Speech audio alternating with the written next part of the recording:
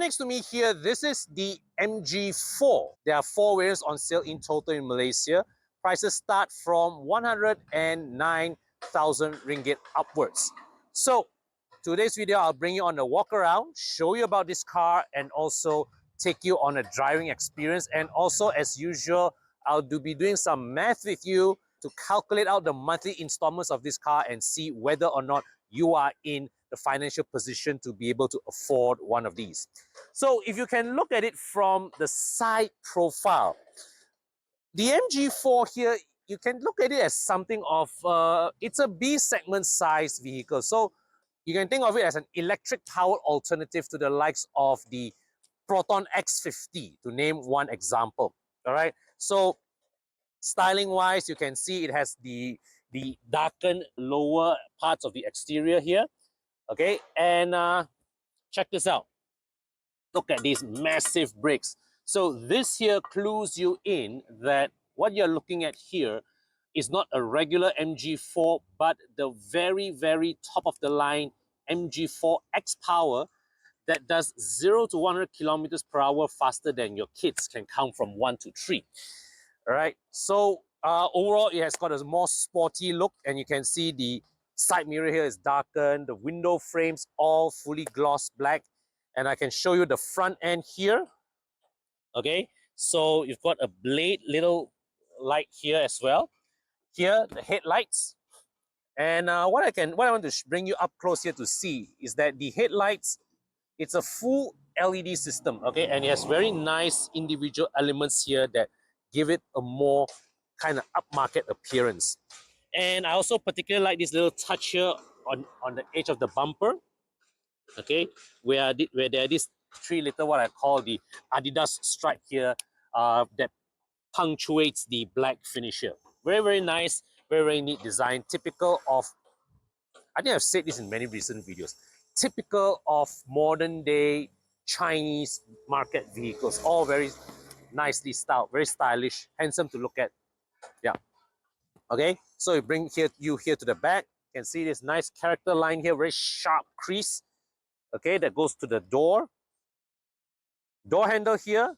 Now button type keyless entry is also available on the passenger side. So what this means is that when you walk up to the car, okay, let's just say you've got a lady companion. Okay, you basically, all you have to do is you can still access the keyless entry to lock and unlock the car.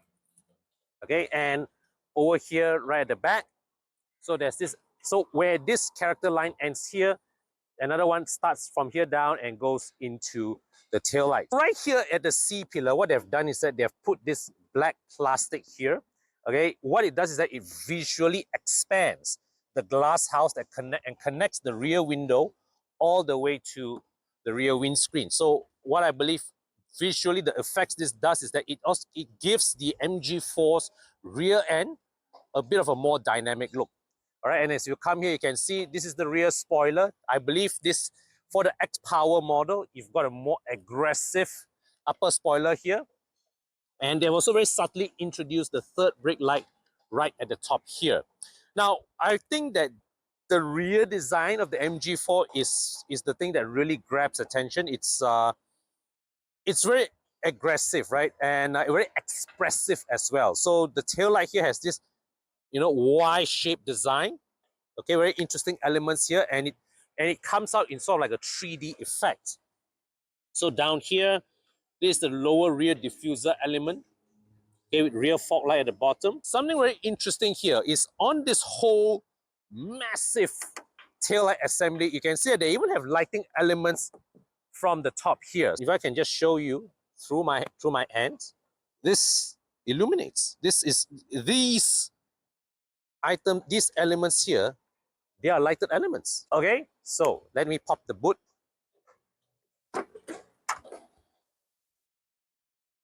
Okay, so this is, I think there are other bigger boots in the B segment crossover market. Certainly not the biggest, but big enough for your groceries. Okay, then the floor here, can open this up, and under here you've got the tire repair kit. This whole area is closed, but the option that you have here is that this flap here is magnetic. So when you fold it this way, or when you fold it this way, either position, it's magnetically locked in place. So when you fold it out, you raise the boot floor. Okay, this allows for more convenient loading and unloading. But when you need the sheer additional volume, just fold the flaps in and stack underneath, right? So last time, I'm just going to put this up, and it's nice, light, easy to put. The seats, of course, have split folding facility. When you fold the seat down, it's not fully flat, but they've put this little block here as well to ensure that it's seamless. And if you have bulky elements, they don't rock about, and you have very much less risk of things falling into gaps. All right. So let me bring you to check out the interior. So right here, the rear section of the cabin, as you saw earlier, the seats fold. And what I like is that, look at this side, right? The seat belt is buckled to the seat back. So when you fold down, the seat belt follows it. All right. And you can see material-wise, you've got a mix of leather and suede surface. Underneath here is access to the ISOFIX mounts. No armrests, surprisingly. I'm 170 centimeters tall, so I've got about a fist of headroom above me. Lean angle is good. A very comfortable place to be in. Good thigh support here as well, as you can see. It goes all the way to the back of my calves. And there's a great amount of leg room above me, more than enough space for me to cross my legs. And I also quite like the way the rear seat pockets are configured. You've got one big pocket here, and you've got two small pockets here as well to maybe drop your cards, your phones, or whatever, right? One USB port right here, and a little tray here for you to presumably put your phones, all right, and whatnot. So overall, a comfortable place here to be inside. The door card design here, it's all hard plastic, all hard plastic. We've got this gloss black highlight here, okay, but nothing really spectacular lah. Here on the driver's seat, a very common layout right now. You've got one screen here as the instrument cluster, one screen here for the infotainment, aircon, and all that. Very little in the way of buttons. Very minimalist design. Aircon vents here, aircon vent, all right? So it's visually connected. And here you can see there's the glove box here. So right here, a wireless Qi charger and a very simple selector knob, rotary selector knob, parking brake. So all very simple, minimalist. Okay, down here, 12-volt socket, USB-C port, USB-A port, cup holder, storage bay. All right, and then there's also a net here, which you can use to drop your cards and whatnot, and another storage compartment here. So in terms of the utilization of this space here, fantastic. Okay, very well compartmentalized, right?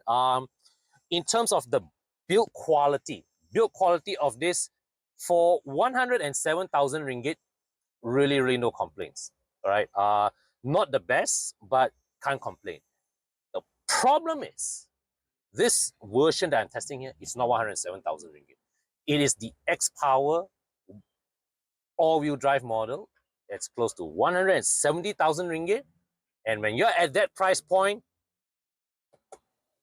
things like this, right? And this sliding lid here also feels flimsy, all right? And the door card, okay? Now, here's the funny thing about the door card. See, the grain, the texture looks different, but they are all three different grades of hard plastic. This one is a suede insert, but the rest of it is just three different grades of textures of hard plastic. Okay, and to me, this is okay for 107,000 ringgit of the base model, but for the 170,000 ringgit price tag of this XPower model, I think the material selection can be improved. But build quality, the way it's put together, that I have no complaints. Okay, so right now, let me take you through the screen. As we always mention these days, right? Cars today, we always complain, always so full of screens and all that. This one is no different. Okay, so almost all of your interaction with the car is through this screen. And what you have here is that you have the volume buttons, the home screen, hazard lights, aircon on off, the window warmers. That's it.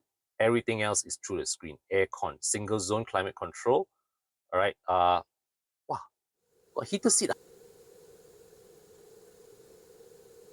Got heated seat. Oh, so you've got heated steering too. All right. I'm going to switch this on as well and we'll test it out later. All right. So this is the climate control. Let's go to the home and you can see that they have not opted for a very colorful look, though I wouldn't be surprised if if you can adjust the settings. But we can also see that the resolution is fantastic. All right. Yeah, charge settings, discharge settings, and right. So you can see here, these are all the apps: AC, radio.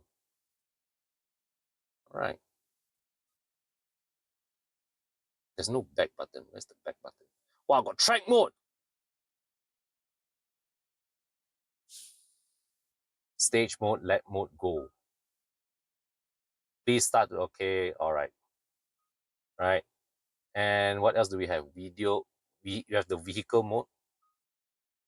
Screen is not as reactive as I would like. Okay, so drive modes, you've got 5 drive modes: snow, eco, normal, sport, custom. Energy recovery is high or adaptive. You can activate one pedal driving mode or energy saving mode. MG Pilot, basically it's the ADAS system.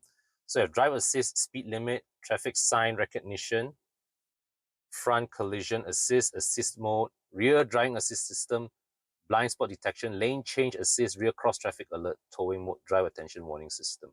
So it's okay.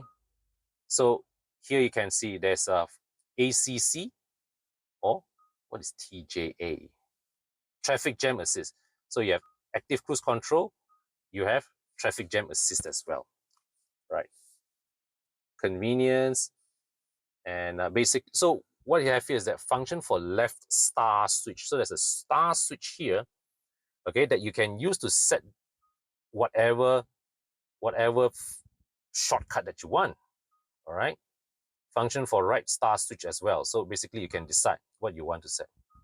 Okay. So this is the thing with modern car design, right? Because of the way how advanced softwares are, right? There's a very high degree of personalization, onboard personalization that the car makers can offer you to configure the car to your preference. All right. So let me just show you also the 360-degree camera system. Okay, now in terms of the image stitching around us, okay, the resolution wise, this is low. This is a very low res system, but the stitching is done okay enough that if I were to drive, let me just take a quick drive, right? And okay, just to testify, steering does feel warm. Okay, so the heated steering works. So you can see I can use this to navigate my way around various obstacles. Okay, and no car, right? So I'm just going to drive and show you the road markings.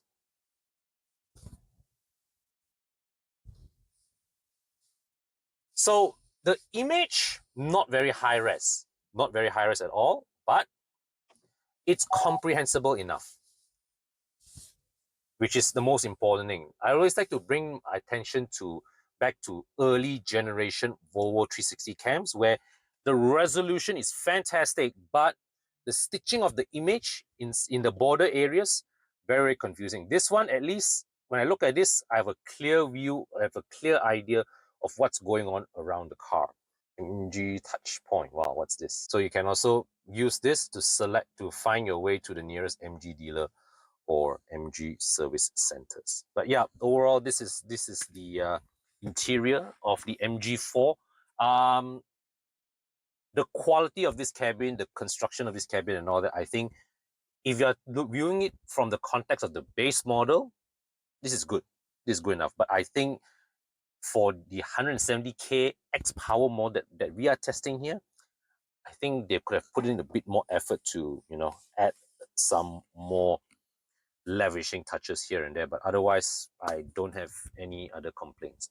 Now, there are a total of 4 variants of the MG4 currently on sale in Malaysia. Prices start from 104,000 ringgit for the standard model. The version that's featured in this video is the range-topping XPower model that goes for 160,000 ringgit, and for that money, you get 435 horsepower sent to all 4 wheels, propelling the MG4 XPower from 0 to 100 kilometers per hour in just 3.8 seconds. MG claims that the range for this vehicle is 385 kilometers per full charge, and in my opinion, therefore, the peak of the range is actually one step down to the extended range model that's priced at 149,000 ringgit. You get 245 horsepower powering the rear wheels, 0 to 100 kilometers per hour in 6.1 seconds, but more usefully, you get 520 kilometers of range per full charge. Now, in terms of financing, right, assuming you take a 90% loan spread over a 9-year tenure at 2.42% interest, the MG4 would cost you anywhere between 1,062 per month for the standard model, all the way up to 1,620 per month for the range-topping XPower model. Everything else somewhere in between. So in my opinion, I would want to see at least 5,000 ringgit of net disposable income per month before I consider myself in a position to purchase the standard model, or if I want to look at the XPower model, I'd want to see at least 8,000 ringgit of net disposable income per month after I deduct away things like EPF, SOXO, and all that.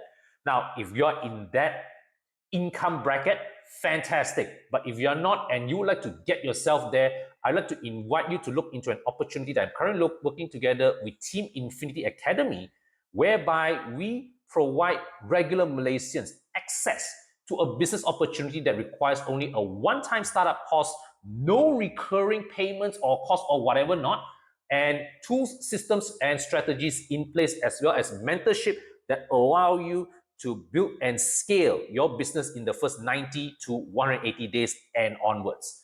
Now, as a disclaimer, I am not promoting a investment scheme or forex or crypto or whatever not. This is a business with work involved to build this, and if you're looking to transform your life, you're looking to change the way you make money, I invite you to fill in a form in the description section below. I'm looking for people across Malaysia and Singapore to work together and build this. With any luck, you and I can be business partners in the not too distant future. All right, but for now, back to the video. So the base model MG4, priced at 104,000 ringgit, gets you 170 horsepower that drives only one axle. Here, in the XPower model, you pay 170,000 ringgit, and that extra money buys you 435 horsepower, which is sent to all 4 wheels. And well, in performance terms, it means that this car does 0 to 100 kilometers per hour in 3.8 seconds. That's crazy, right? 170,000 ringgit buys you 3.8 seconds from 0 to 100 kilometers per hour.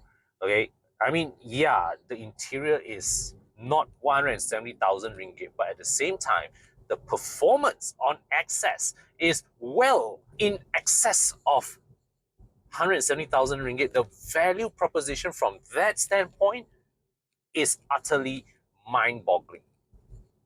But as we all know, right, it's not difficult to make EVs fast. The bigger question is, how does it drive? What is the experience like behind the wheel?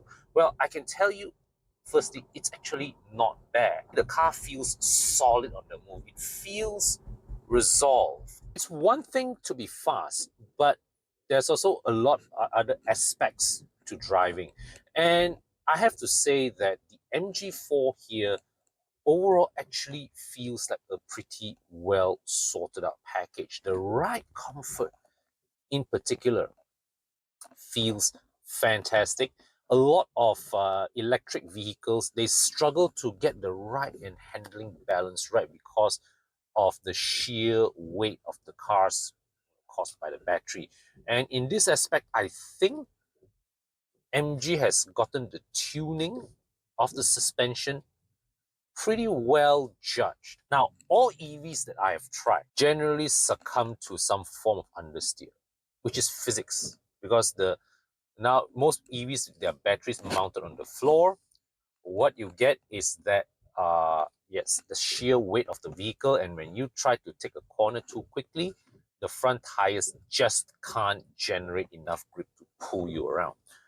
Okay, but because the weight is all sitting down low, what you do get is high speed stability, that planted feeling when you are taking a bend at high speeds. So, and also a lot of them, they tend to struggle when you are going over bumps because of the sheer weight. The whole weight of the car just bounces up and down, and that creates a typically uneasy feeling. Here in the MG4, what really impresses me is that the suspension has a rather well damped feel to it. So what happens is that when you go over a disturbance, bump, pothole, and whatnot, what you do not get is that secondary bounce after the suspension damps out the first disturbance. All right, the body settles down very quickly, and that is very, very nice, very, very well done. So overall, the the car's setup feels well judged.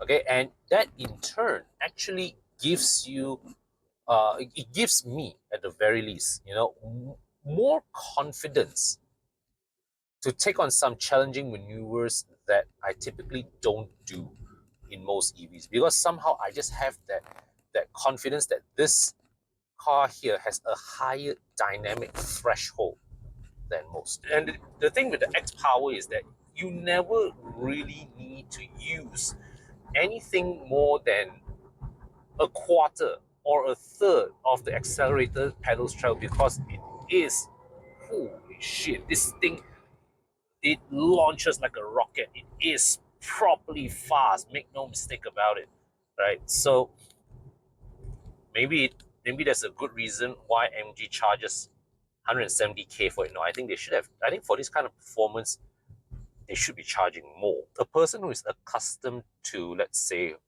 Honda CR-V or Mazda CX-5 level of performance, coming into this can be in for a shock. Ultimately, it's just mind-blowing that you now only need 170,000 ringgit to have access to 400 horsepower. But even if you don't have 170,000 ringgit, right, at 120,000 ringgit, you are getting access to 200, 250 horsepower, depending on the variant. That's still amazing bang for your buck, all right? So the MG4 here, I would say, as a value for money purchase, in a performance standpoint, fantastic. Okay, the battery range of 385 kilometers per full charge for this XPower model, a little short for my liking, but still, it's good enough for your day-to-day use. It's good enough if you are using it only within town to get all your chores done and whatnot. Don't think about taking this outstation, all right? But within city driving, 385 kilometers, it's just about enough, but you don't actually have a lot of breathing room for contingencies. Let's put it that way. Okay, but it's I think if you're looking for a B segment crossover size vehicle, and if you're looking for something electric powered, yeah, the MG4 here, it's a nice quirky little entry that is, I would say, most definitely worth considering, right? But let me know your thoughts in the comment section. What do you think? Would you buy one of these? Or if not, what would be an alternative that you would consider for same price and utility factor? All right, so that's it from me today's video. Till my next time, take care, stay safe, and I'll see you soon.